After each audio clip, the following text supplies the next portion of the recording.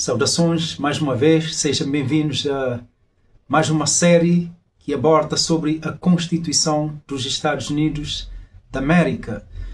Já temos abordado vários tópicos e hoje damos sequência a mais um tópico muito importante, uma disposição crucial na Constituição dos Estados Unidos que vai iniciar a parte econômica da Constituição. Começando com um dos elementos importantíssimos que é o dinheiro. O conceito básico do dinheiro é que é um elemento intermediário ou um meio de troca. Ao longo da história da humanidade já tivemos vários tipos de dinheiro. Entre esses dinheiros que a humanidade já usou como meio de troca, esse elemento intermediário, temos, por exemplo, o gado, né? O sal, por exemplo. Alguns dizem que a palavra salário que temos hoje é derivado do uso do sal como meio de troca. Salário veio do sal. Entre todos esses meios de troca ou intermediário na troca, destaca-se o ouro e a prata. Eles provaram serem os mais eficazes. Mas antes precisamos entender a diferença entre o que nós chamamos de dinheiro e moeda.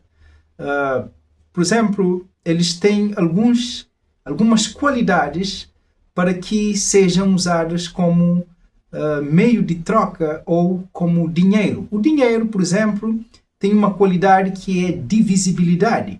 Então pode ser dividido. Há também outra qualidade é durabilidade. Pode ser conservado, pode ter um tempo, né, que é a durabilidade. Também uma outra qualidade é a homogeneidade. Então, o mesmo dinheiro que eu posso ter no meu bolso, pode também um outro sujeito portar. Outra qualidade é ser fácil de transporte. O que não acontecia muito com os dois tipos de meios de troca que nós vemos no início, o gado e o sal.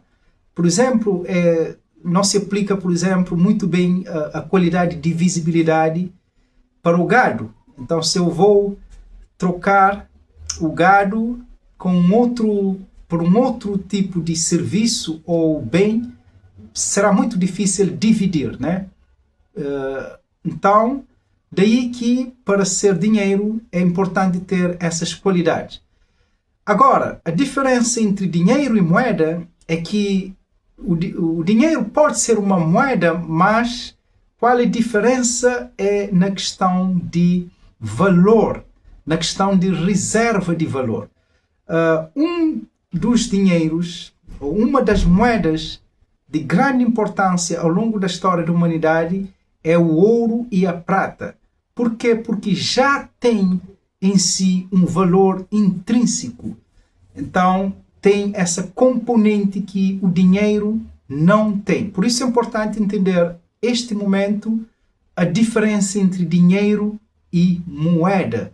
E o ouro e a prata provaram serem mais eficazes ao longo da história da humanidade. Então, por exemplo, na Bíblia encontramos os israelitas, eles usavam um sistema monetário baseado no ouro e na prata. Em Levítico, por exemplo, lemos: não cometerás injustiça no juízo, nem na vara, nem no peso, nem na medida.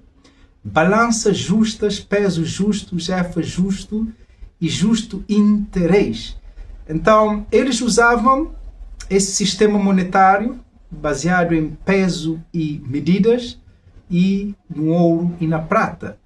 Outro sim encontramos no livro de Mórmon, os nefitas também que saíram de Jerusalém, parte da casa de Israel, diz o seguinte sobre o sistema monetário dos nefitas. Ora, estes são os nomes das diversas moedas de ouro e de prata, segundo o seu valor.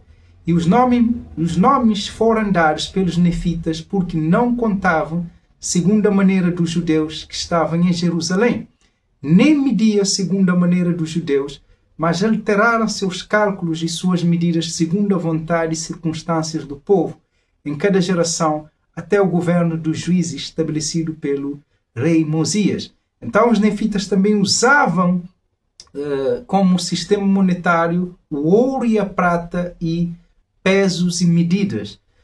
Porque tanto os israelitas na Bíblia como os nefitas no livro de Mórmon usaram esse sistema baseado em ouro e prata? A resposta é óbvia, porque essa é a moeda aprovada pelo Senhor. Foi uma revelação do Senhor para que usassem ouro e prata, que já mostramos é mais eficaz enquanto moeda, e por possuir já o ouro, esse valor intrínseco, essa reserva de valor. O ouro tem essa componente muito importante. E ao longo desta apresentação falaremos mais das vantagens dessa moeda. Então, acreditamos, como está nas Escrituras Sagradas, que é a moeda aprovada pelo Senhor. Então, como divinamente inspirados, os pais fundadores adotaram o mesmo sistema monetário, o ouro e a prata. Mas antes de falar dos Estados Unidos, vamos recapitular.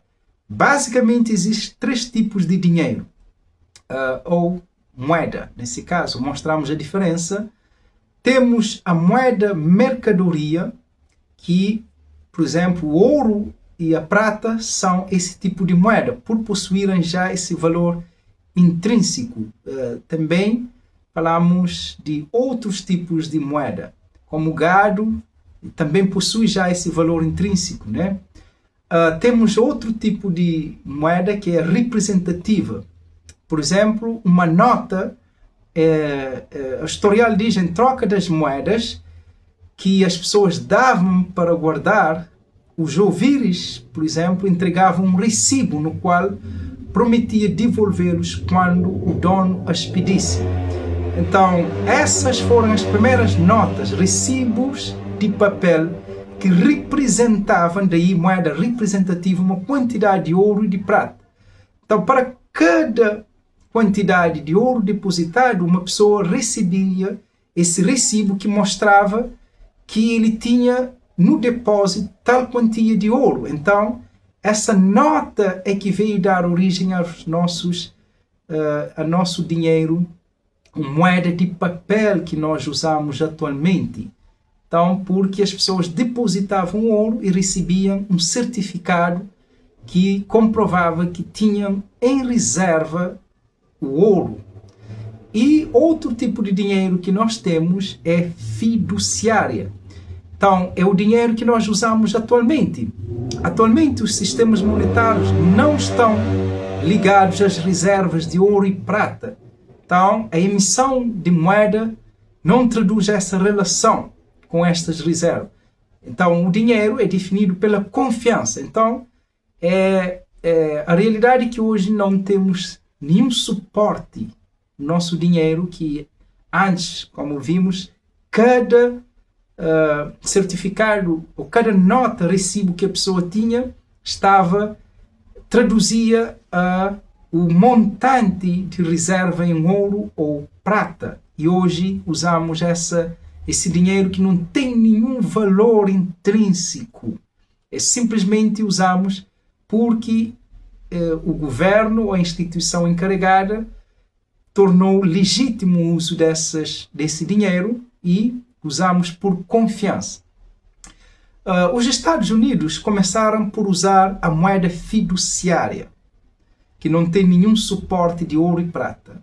E logo abandonaram essa prática. Durante a Guerra Revolucionária, eles imprimiram a moeda fiduciária, na altura chamado dólar continental. Mas devido à má experiência com esse tipo de dinheiro, eles adotaram o seguinte na Constituição: nenhum Estado entrará em qualquer contrato, aliança ou confederação, conceder cartas de marca e represália, importante essa parte, cunhar moeda, emitir notas de crédito, que quer dizer atualmente notas de papel, qualquer coisa excepto moeda de ouro e prata.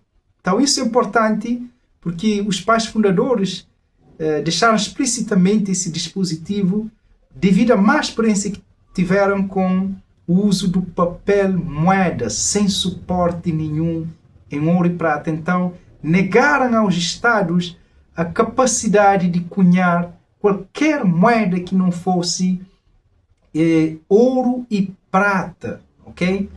Então, e também definiram na Constituição como um dos papéis do governo federal, nesse caso através do Congresso, que é cunhar moeda, regular o valor da mesma e da moeda estrangeira e fixar o padrão de pesos e medidas. Então, basicamente, o sistema monetário definido na Constituição dos Estados Unidos é o sistema monetário baseado em ouro e prata. Então, quais as vantagens desse sistema monetário?